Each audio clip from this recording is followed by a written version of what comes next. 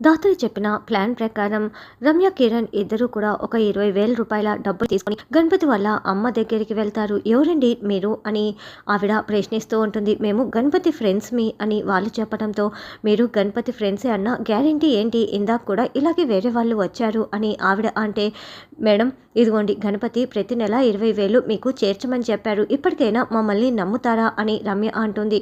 అవునా గణపతి ఇందుకే కదా వాళ్ళ నాన్నకి ట్రీట్మెంట్ కూడా చేయించి జైలుకు వెళ్ళాడు అని ఆవిడ బాధపడుతూ ఉంటుంది. అంకుల్కి కిడ్నీ మేమే మేడం రెడీ చేయించింది. ఇవన్నీ మాకు అన్ని విషయాలు తెలుసు అని రమ్య, కిరణ్ అన్నీ తెలిసినట్లుగా మాట్లాడుతూ ఉంటారు. అయినా మీకు బాధ అనిపించలేదా అలా గణపతి జైలుకు వెళ్ళినందుకు అని రమ్య అడగటంతో, గుండెలు పగిలిపోయేలా ఏడ్చాను. కానీ ఏం చేసేది, వాళ్ళ నాన్న ట్రీట్మెంట్ కోసం గణపతి ఇలా చేయాల్సి వచ్చింది. శిక్ష పడిన తర్వాత ఏదో ఒక విధంగా గణపతిని బయటికి తీసుకొస్తామని చెప్పారు. 2 ఏళ్లు గడిచే వరకు మేము గణపతి కోసం ఎదురు చూస్తూ ఉండాల్సిందే అని ఆవిడ చెప్తుంది. గణపతి ఏ తప్పు చేయలేదు, శిక్ష అనుభవిస్తున్నారు. ఇదంతా మీతో చేయించింది ఎవరు అని రమ్య అంటే, వాళ్ళ పేర్లు మాకు తెలియకూడదనే మా గణపతి మాకు చెప్పలేదు అని గణపతి అమ్మ నాన్న చెప్తారు. సరే మీరు వచ్చేయండి అని ఇదంతా బ్లూటూత్లో వింటున్న దాత్రి చెప్పడంతో కిరణ్, రమ్య అక్కడి నుంచి వచ్చేస్తారు. ఇప్పుడు గణపతికి ఏమీ తెలీదు, నేరం చేయలేదు కాబట్టి వాళ్ళ అమ్మ నాన్నకు కూడా ఇది ఎవరు చేయిస్తున్నారో తెలీదు. ఇప్పుడు వీళ్ళు నిజంగానే నగలు తాకట్టు పెట్టారా లేదా అన్న విషయం మనం సీరు దగ్గరికి వెళ్ళి కనుక్కోవాలి. అప్పుడు వీళ్ళు ఆ డబ్బులు ఎక్కడి నుంచి వచ్చాయన్న దగ్గర నుంచి ఇన్వెస్టిగేషన్ మొదలు పెట్టచ్చు అని దాత్రి చెప్తుంది. తర్వాత సుధాకర్ వీల్ చైర్లో కూర్చొని ట్యాబ్లెట్లు వేసుకుంటూ పొరపాటున ఆ షీట్ కాస్త కింద పడిపోతుంది. అందుకోవటానికి ప్రయత్నిస్తూ అందుకోలేకపోతూ ఉంటే చిలకమ్మ పరుగులు పెడుతూ అక్కడికి వచ్చి, ఏంటి బాబు గారు నన్ను పిలవచ్చు కదా అని ఆయనకి అందేలా పక్కన పెట్టి, ఇప్పుడు అందుకోండి అని చెప్పి మీరు నడవగలరని ధైర్యం చెప్తూ ఉంటుంది. రోజు రోజుకి నడవగలనన్న ధైర్యం సన్నగిల్లుతోంది అని సుధాకర్ బాధపడుతూ ఉంటే, ఉండు బాబు గారు నేను నడిపిస్తానని పట్టుకోబోతూ, వద్దులే మళ్ళీ అమ్మగారు చూస్తే నన్ను తిట్టుకుంటారు, కోప్పడతారు అని రాగిని ఆగిపోతుంది. ఇదంతా చూస్తున్న వైజయంతి, ఇప్పటికి బుద్ధొచ్చిందా, నన్ను అడిగితే నేను నడిపిస్తాను కదా అని వైజయంతి అంటే, వద్దులే వైజయంతి నీకే మళ్ళీ నడుముల నొప్పులు వస్తాయని సుధాకర్ అంటాడు. ఏంది బో ఈ చిలకమ్మ నడిపిస్తానంటే మాత్రం ఎగేసుకొని నడుస్తానని చెప్పావు, ఇప్పుడు నేను నడిపిస్తానంటే వద్దంటావా, నడిపిస్తాను కదా అని నడిపిస్తూ ఉంటుంది. అయితే వైజయంతి బరువు మోయలేక, నా భుజాలపై బరువు అంతా మోస్తున్నావు అంటూ సుధాకర్ని కింద పడేసి తాను కూడా కింద పడి నడుము విరగొట్టుకొని, అయ్యో నా నడుములు అబ్బుడా అమ్ముడా అని కేకలు పెడుతూ ఉంటుంది. దాత్రి, కేదార్, కౌశికి అందరూ కూడా పరుగులు పెడుతూ అక్కడికి వస్తారు. ఏమైంది లేవండి అని దాత్రి, కేదార్ దగ్గరుండి సుధాకర్ని లేపి, ఏమైంది చెప్పండి అని నిలదీస్తూ ఉంటే, ఇదిగో ఈ వైజయంతి నేను వద్దని చెప్తున్నా కూడా నన్ను నడిపించడానికి ప్రయత్నించింది, నన్ను కింద పడేసింది, తను కింద పడింది అని సుధాకర్ అంటాడు. నేనేం చేసేది, ఈయన త్వరగా నడిస్తే మంచిదని డాక్టర్లు చెప్పారు కదా, అందుకే ప్రయత్నించాను. ఇలా కింద పడేస్తానని నాకు మాత్రం తెలుసా, నా నడుములు కూడా విరిగిపోయాయని వైజయంతి అంటుంది. నడిపించడం చేత కానప్పుడు నోరు మూసుకొని ఉండొచ్చు కదా, చీ అంటూ సుధాకర్ వెళ్తాడు. మామయ్య గారు నడవాలంటే ఆయన భయపడుతున్నారని డాక్టర్ గారు చెప్పారు కదా అని దాత్రి, కేదార్ చెప్తుంటే, ఏంటి ఆయన భయపడుతున్నారా అంటే జీవితాంతం ఇలాగే వీల్ చైర్లో ఉండిపోతారా అని నిషి, వైజయంతి అడుగుతూ ఉంటారు. లేదు ఆయన మళ్ళీ లేచి నడిస్తే ఎక్కడ కాలు విరుగుతుందో, ఫ్రాక్చర్ అవుతుందో అని భయపడుతున్నారు. ఆయన ధైర్యం తెచ్చుకొని భయపడకుండా పరుగులు పెట్టినప్పుడే అది సాధ్యమవుతుంది, అంతవరకు మనం వెయిట్ చేయాలి అని కౌశికి, దాత్రి చెప్తారు. అంటే మనం భయపెట్టాలి, భయపెట్టినప్పుడే ఆయన లేచి పరుగులు పెడతారు, ఇంతే కదా, నేను చూసుకుంటాను, ఆయన పరుగులు పెట్టేలా నేను చూసుకుంటాను కదా అని చిలకమ్మ అంటుంది.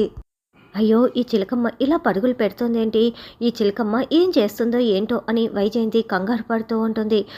తర్వాత కమలాకర్ చీరలు అతన్ని ఇంటికి తీసుకొచ్చి ఉంటాడు. ఎందుకు ఇప్పుడు ఈ చీరలు అని దాత్రి అడగటంతో అప్పుడు ఫ్యామిలీ మెంబర్స్ అందరూ కూడా హాల్లోకి వచ్చి ఉంటారు.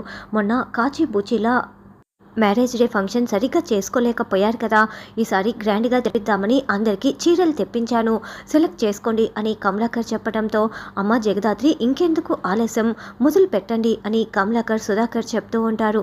ఏంటత్తయ్య ఈ కమలాకర్ మామయ్యకి ఏదో అయినట్లు ఉంది, వాళ్ళని నెత్తిన ఎక్కించుకుంటున్నారు అని నిషి అంటే అవునమ్మి పక్కన కూర్చోపెట్టుకొని అన్నం కూడా తిన్నాడు, అది నాకు అర్థం కావటం లేదు అని వైజయంతి అంటుంది.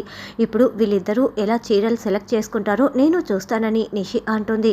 రామ్మ జగదాత్రి తీసుకో అని కౌశికి సుధాకర్ చెప్తుంటే ఏంటే మీకేం హక్కు ఉందని తీసుకోవటానికి, మీరు ఈ ఇంట్లో పని వాళ్ళు అని నిషి వైజయంతి నీచంగా మాట్లాడుతూ ఉంటారు. వాళ్ళు నా మనుషులు, ఈ ఇంటి మనుషులు, పని మనిషి కాదని మీకు చాలాసార్లు చెప్పాను అని కౌశికి అంటే నా మనుషులు అదే ఇదే అని మాట్లాడకండి వదిన, అసలు ఈ జగదాత్రి కేదార్కి మన ఇంటితో ఏం సంబంధం ఉంది అది చెప్పండి అని నిషి నిలదీస్తూ ఉంటుంది. నిషి చీరలు నేను సెలెక్ట్ చేసుకోకూడదు అంతే కదా, ఎందుకు గొడవ, నేను వెళ్తున్నానులే అని దాత్రి వెళ్తుంటే ఆగవే, నువ్వేదో నాకు ఉపకారం చేసినట్లు అలా మాట్లాడుతున్నావు, నువ్వు చెప్పవే ఈ ఇంటికి నీకు సంబంధం ఏంటి, సంబంధం లేదు కదా అని నిషి నిలదీస్తూ ఉంటుంది. నువ్వు చెప్పవే, నీ చేయి పట్టుకుని నేనే చీరలు సెలెక్ట్ చేస్తాను అని నిషి అంటే ఏం సంబంధం ఉందో ఏం బంధం ఉందో నేను చెప్పమంటావా నిషి, దాత్రిలా నీ సంతోషం కోసం నేనైతే చూస్తూ ఊరుకోను, నేను చెప్తానని కేదార్ అంటాడు. ఏంట్రా సంబంధం ఏంటో చెప్తావా, చెప్పు చూద్దాం అని యువరాజు అరుస్తూ రావటంతో నేను ఈ ఇంటి బిడ్డని, వజ్రపాటి సుధాకర్ గారి కొడుకుని అని కేదార్ చెప్పగానే యువరాజు కేదార్ చెంప పగలగొడతాడు. కేదార్ కింద పడిపోతాడు. కేదార్ లే అని ధాత్రి లేపుతూ ఉంటే రే యువరాజ్ నీకేమైనా పిచ్చి పట్టిందా అని కౌశికి అరుస్తూ ఉంటుంది. కొడితే నిజం అబద్ధం అయిపోదురా, నువ్వు నన్ను ఎన్నిసార్లు కొట్టినా నేను పదే పదే ఇదే చెప్తాను అని కేదార్ చెప్తుంటే చంపేస్తాన్రా అని యువరాజ్ వేళ్ళు చూపిస్తూ ఉంటాడు.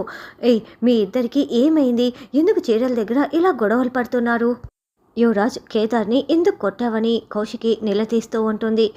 అయినా కూడా కేదార్ చెప్పిన దాంట్లో నిజమే ఉంది కదా, ఎందుకు మీరు ఇలా చేస్తున్నారు అని దాత్రి అంటుంది. చూడు, నువ్వు ఈ ఇంట్లో పని మనిషిగా ఒక మూలన పడి ఉంటానంటే నేను చూస్తూ ఊరుకుంటాను, కానీ నేను ఈ ఇంటి కోడలి, నాతో సమానంగా హక్కులు ఉన్నాయంటే నేను ఎందుకు చూస్తూ ఊరుకుంటాను అని నిషి వార్నింగ్ ఇస్తుంటే చూడు కేదారు, ఇలా డబ్బున్న వాళ్ళ ఇంటికి వచ్చి ఈయన మా నాన్న అని చెప్తూ ఉంటే పోయేది మీ అమ్మ పరువే అని, మాటికి ముందు ఓ నాన్న మాటికి తర్వాత నాన్న అంటే నీకు బుద్ధి లేదా అని వైజయంతి తిడుతూ ఉంటుంది.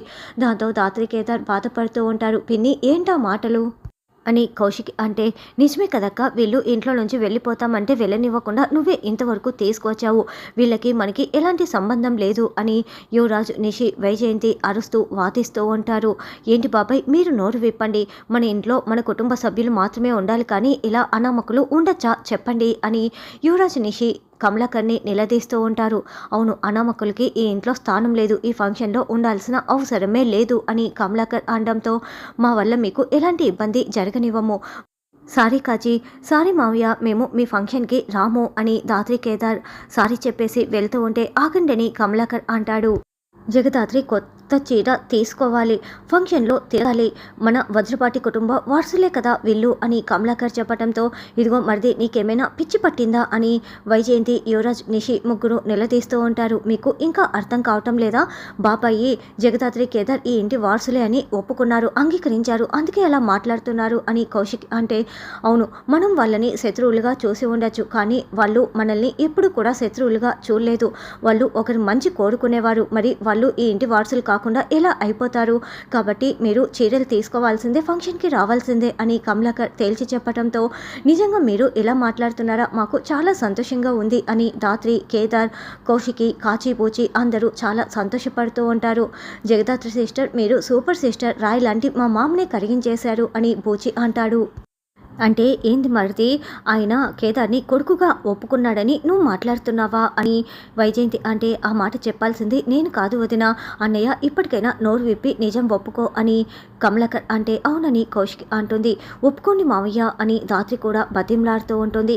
ఒప్పుకోండి అని కాచిబూచి కూడా అడుగుతూ ఉంటే ఇక సుధాకర్ లేదు కేదార్ నా కొడుకు కాదు అని చెప్పేయటంతో దాత్రి కేదార్ బాధపడుతూ ఉంటే చూడమ్మి పని వాళ్ళకి తెచ్చినట్లు సాదా చీరలు తీసుకొస్తానులే, ఇక చీరలు తీసుకోవడానికి మీకు హక్కు లేదు, ముందు ఇక్కడి నుంచి వెళ్ళండి అని వైజయంతి నిషి నీచంగా మాట్లాడుతూ ఉంటారు.